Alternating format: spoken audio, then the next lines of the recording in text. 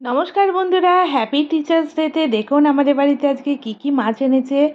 একদম পেটে ডিম ভর্তি বাটা মাছ নিয়ে এসেছে। হ্যাঁ, এই বাটা মাছগুলো আমাদের ভীষণ প্রিয়। এরপর এনেছে কাতলা মাছের পেটি। দই কাতলা করার ইচ্ছা হচ্ছে পেটিগুলো দেখে। আর এনেছে ইলিশ, ইলিশেরও পেটেতে ডিম ভর্তি। আর এনেছে কি দেখি, দাঁড়ান। ও একদম সেই ছোট ছোট মাছ, চুনো মাছ যেগুলোকে বলে, ওই চুনো মাছ এনেছে। কিন্তু পাঁচমিশালি নয়, একদম পেটে ডিম ভর্তি মৌরলা মাছ। তো হ্যাপি টিচার্স ডেতে স্কুলে যাওয়ার আগে আমি তো নিজের হাতে রান্না করব। আর কি রান্না করব চলুন আমার সাথে, আপনারাও দেখবেন আজকে মাছের আইটেমে কোন মাছটা রান্না করব। ইলিশ মাছ রান্না করব। ইলিশগুলোকে ভালো করে রানিং ট্যাপ ওয়াটারে ধুয়ে নুন আর হলুদ গুঁড়ো দিয়ে হাতে করে বেশ সুন্দরভাবে ম্যারিনেশন করব।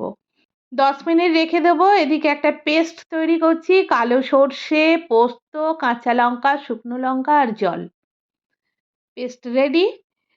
দেখুন মেঘলা মেঘলা আকাশ, হঠাৎ করেই শরৎকালে মেঘলা আকাশ। আর আমি গ্যাস জ্বেলে নিলাম, এর ওপর কড়া চাপিয়ে দিলাম, তারপর কড়াতে প্রথমে জল। আপনারা জানেন আমাদের বাড়িতে তেলটা খাওয়া হয় না, ডক্টরস ইনস্ট্রাকশান। সেই জন্য ইলিশ মাছটাও কিন্তু অয়েল ফ্রিভাবেই রান্না হচ্ছে। তবে হ্যাঁ, অয়েল ফ্রিভাবে রান্না হলেও ইলিশের টেস্ট কিন্তু একদম জবরদস্ত থাকে, সত্যি। খুন্তি করে উল্টে উল্টে মাছের দুটো সাইডই একটু রান্না করে নিতে হবে। তারপর হলুদ গুঁড়ো, লঙ্কা গুঁড়ো দিয়ে একটু রান্না করার পর স্বাদ মতো লবণ যোগ করে দিলাম।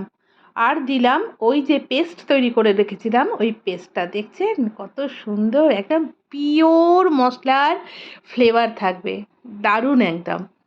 হ্যাঁ বন্ধুরা, মশলাটা দেওয়ার পর কিন্তু খুব বেশি কুক করা চলবে না। কেন বলুন তো, তাতে করে সর্ষের যে একটা তিক্ততা ভাব থাকে না, তেতো তেতো ভাব, ওই তেতো ভাবটা আরও বেশি প্রকট হয়ে যায়। সেই জন্য সর্ষে যখন তরকারিতে দেওয়া হয় তারপর বেশি ফোটাতে নেই।